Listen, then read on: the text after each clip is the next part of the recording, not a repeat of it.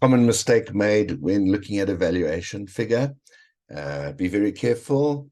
Trustees, owners often fall into this trap. Be careful. So you go to an AGM and you're presented with figures and you're looking at the rate per square meter or replacement cost per square meter.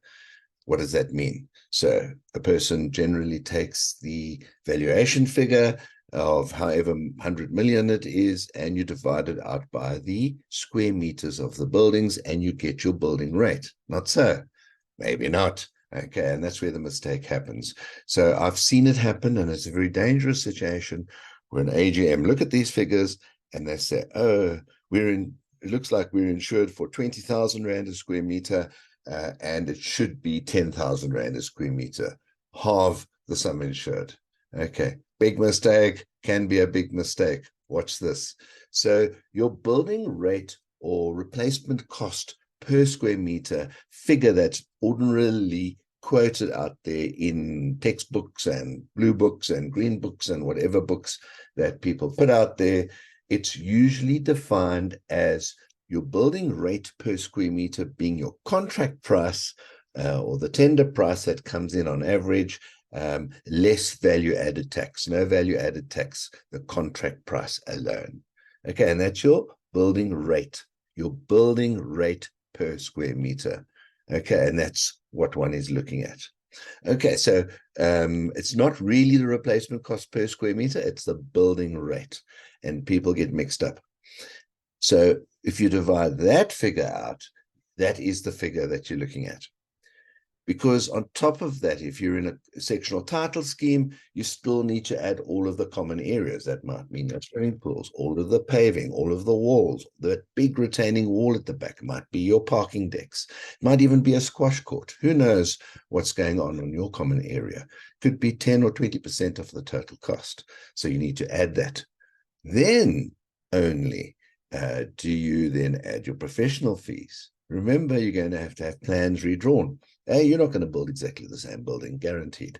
Okay, so you're going to have new plans submitted. You're going to modernize what has been destroyed. You're also going to have engineers on site. I haven't seen a body corporate scheme without an engineer, unless it's a very, very small scheme and it's a little house that's flat. But most community schemes would need engineers and professionals. So your professional fees could be 15, could even be 20, 15, 12%, depends on the nature of the scheme.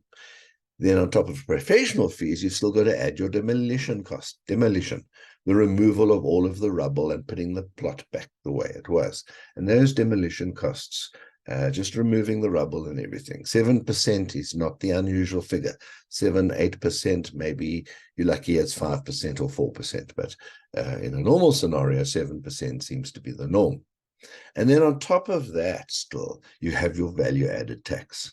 And don't tell me that 15% isn't high. 15% on top of your billion rand building is a lot of money. Okay, and that still gets added on top, because your building rate that's as defined excludes value-added tax. Okay, now you've got your figure. Okay, now that's what I call the replacement cost figure at that line item.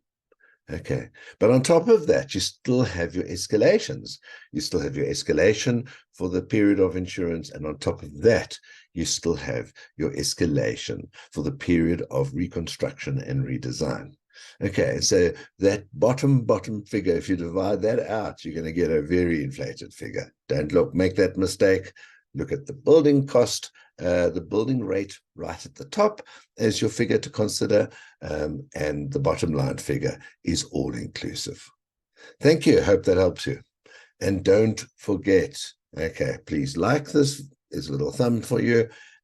Don't forget to share this far and wide, and of course, subscribe. Ring that little bell. Come on. See you on board. Cheers. See you again. Bye-bye. Thanks very much for watching.